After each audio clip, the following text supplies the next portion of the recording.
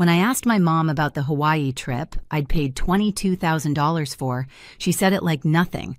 "Oh, we already went last week, only for family." The phone almost slipped from my hand. Only for family. The words burned colder than the buffalo snow outside my window. I drained my savings trying to hold this family together after my divorce, and somehow I was the one left out. That night, I didn't cry, didn't scream.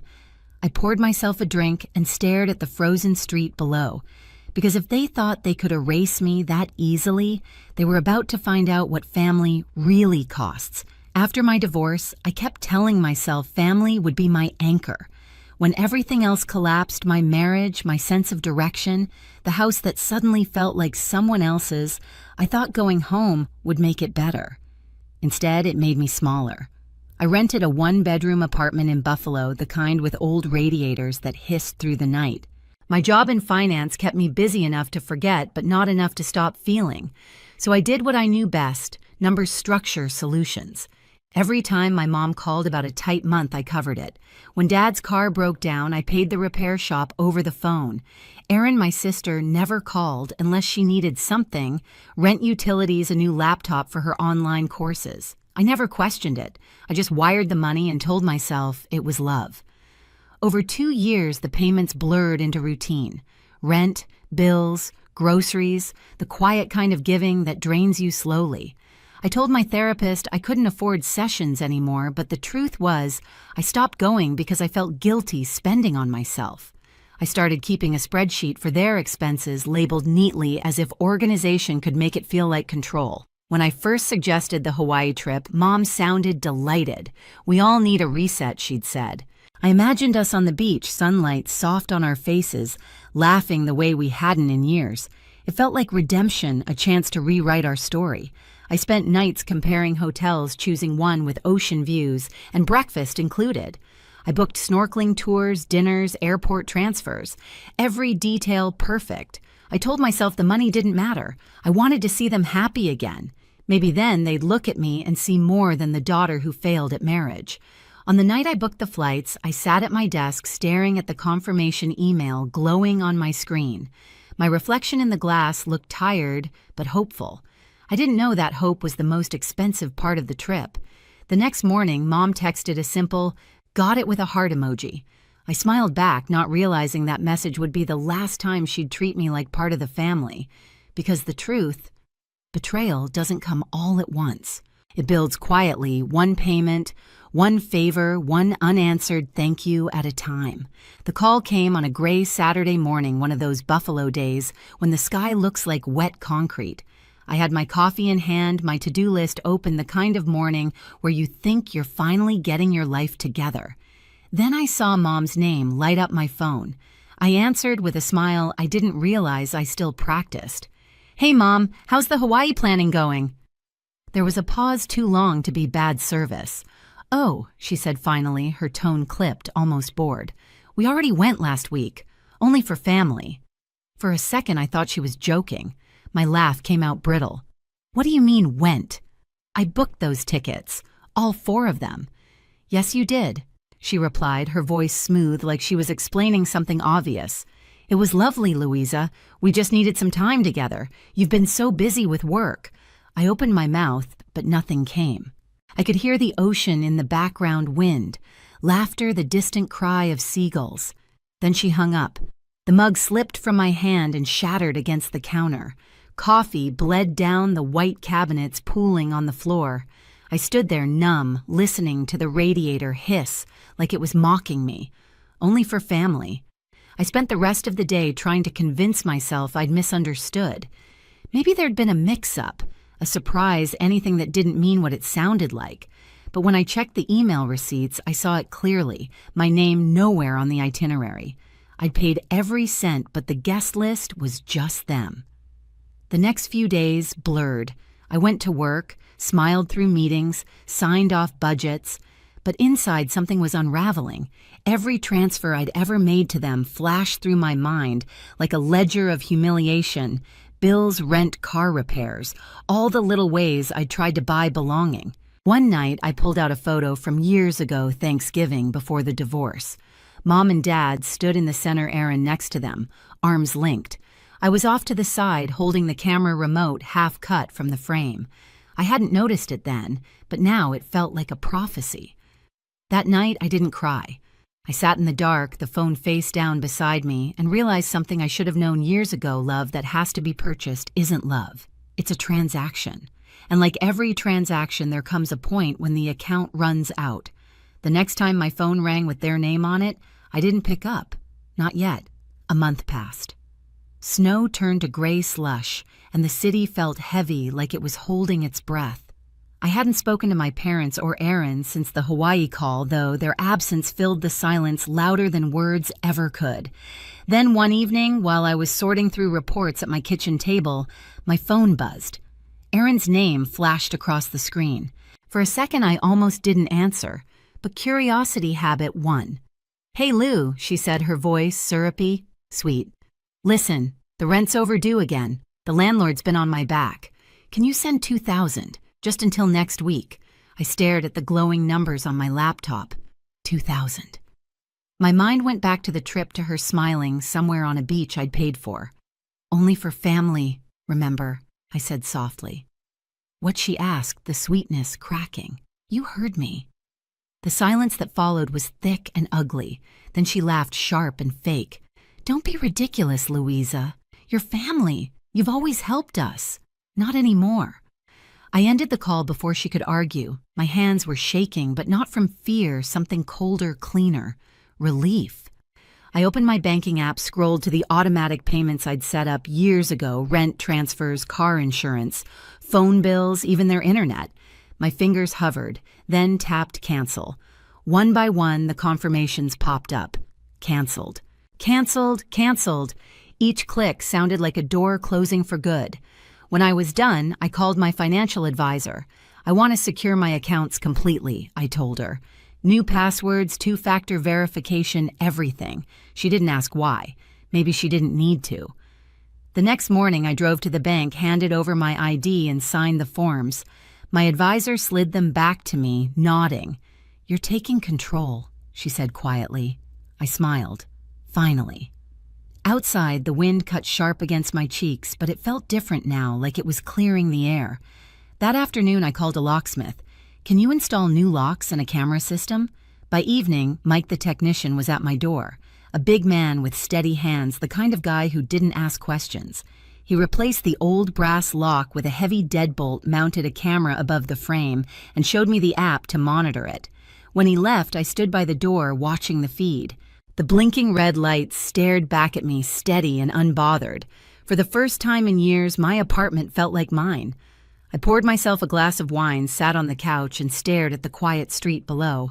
Somewhere out there, Aaron was fuming, Mom was plotting, and Dad was pretending not to notice. They'd call again. I knew it. But this time, I was ready. It didn't take long.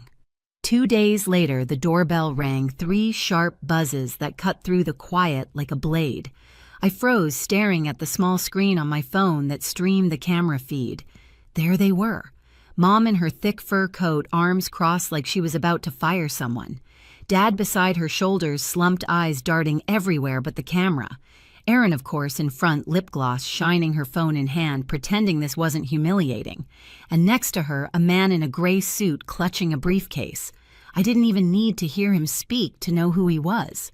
I took a slow breath, walked to the door, and opened it just enough to show my face. Louisa.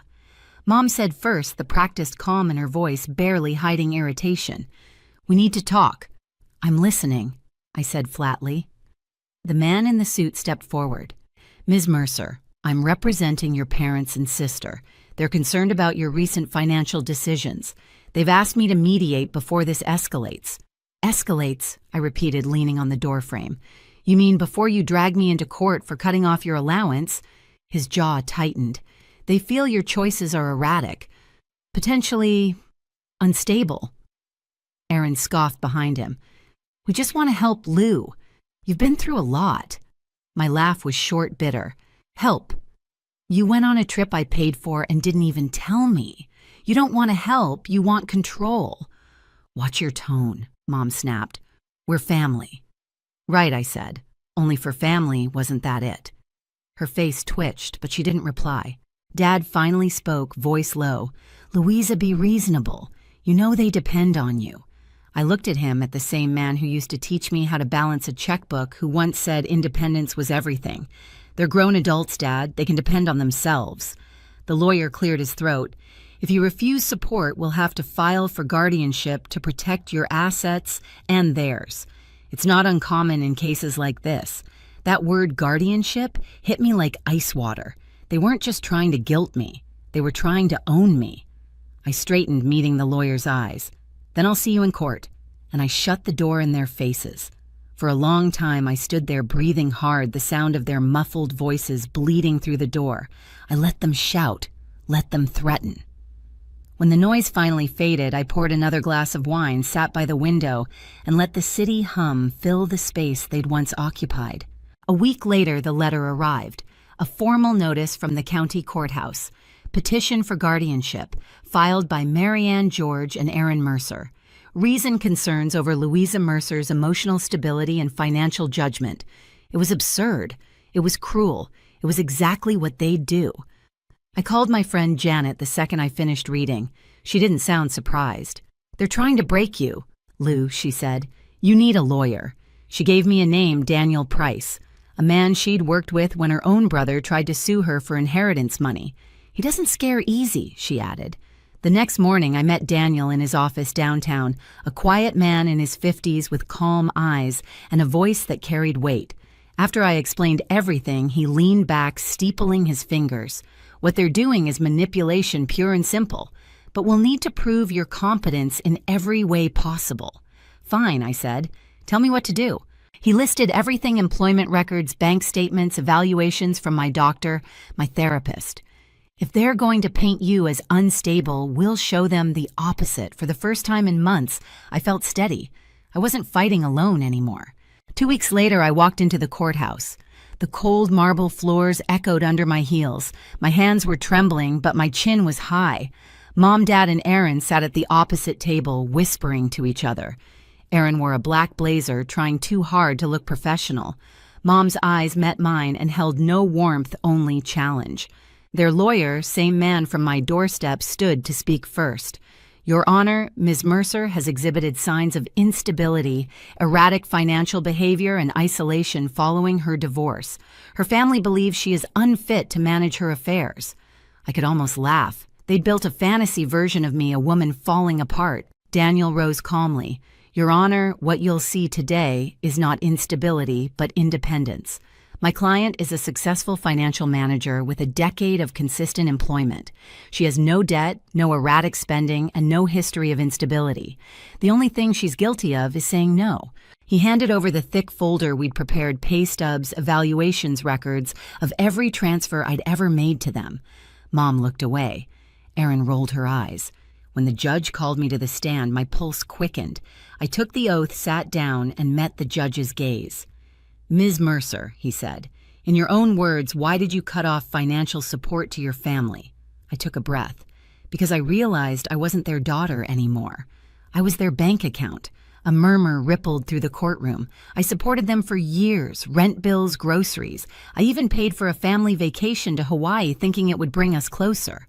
But when I asked about it, my mother said, "We already went, only for family." The judge raised an eyebrow. "And you weren't invited?" "No, Your Honor. I wasn't even told." Daniel nodded, stepping forward. "And after that, I stopped paying." A month later, they called, asking for rent money. I told them, "Only for family, remember." Gasps scattered through the benches behind me. Mom's face flushed red. Aaron's jaw tightened. The judge leaned back, expression unreadable. Daniel handed over the final document, an evaluation from my doctor confirming I was mentally and emotionally fit. "Your Honor, the only instability here is the family's financial dependence on my client." The lawyer on their side tried to object, but his voice sounded thin now, desperate. After a pause, the judge spoke. "The court finds no evidence of incapacity. Petition denied. Case dismissed." Just like that. I didn't smile. Not yet. I just exhaled the sound trembling out of me. Mom stood slowly, gripping her purse like a lifeline. Erin looked like she might cry, though I couldn't tell if it was from shame or rage. Dad avoided my eyes entirely. As they gathered their papers, I turned toward them one last time. "You wanted control," I said quietly. "Now you have none." Then I walked out. Outside, the cold air hit me like a baptism. For the first time in years, I wasn't carrying anyone's weight, but my own. The courthouse steps gleamed wet from melted snow, and as I walked down, I thought about the phrase that started it all. Only for family. It used to sting. Now it made me smile. Because I finally understood sometimes the only way to protect your peace is to shut the door, lock it, and let them knock on the outside. 3 months after the trial, Buffalo finally thawed. The snow melted into quiet streams along the sidewalks, and for the first time in years, the city didn't feel like a cage. I moved into a new apartment, smaller but bright, with wide windows that let the afternoon light spill across the floor. The silence here was different, peaceful, earned. I spent my mornings making coffee, not checking my phone for payment reminders. My evenings were filled with small joys, reading long walks, and a beginner's cooking class at the community center. The first time I made pasta from scratch, the dough tore apart in my hands, but I laughed anyway. It wasn't about perfection anymore. It was about starting over. Janet and my book club friends visited one weekend, bringing a bottle of wine and more warmth than I'd felt in years. As we toasted, Martha said, "You look lighter, Lou." "I feel lighter," I admitted. Later that night, alone again, I wrote a single line in my journal. "Freedom isn't revenge. It's reclaiming what they took from you." Through a mutual friend, I heard Erin was working double shifts to cover her bills. My parents had moved to a smaller place. I didn't feel satisfaction, just closure. They were finally living their own lives. I stood by my window, watching the city glow in the soft spring dusk, and whispered to myself, only for family.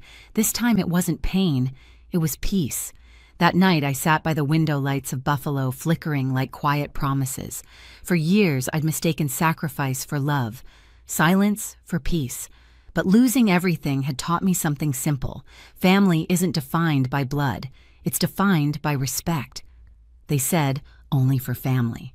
I learned that real family doesn't demand your wallet to prove your worth. So I kept my boundaries, my freedom, and my name. If you've ever had to walk away from people who claim to love you, share your story below. Someone out there needs to know it's okay to choose yourself.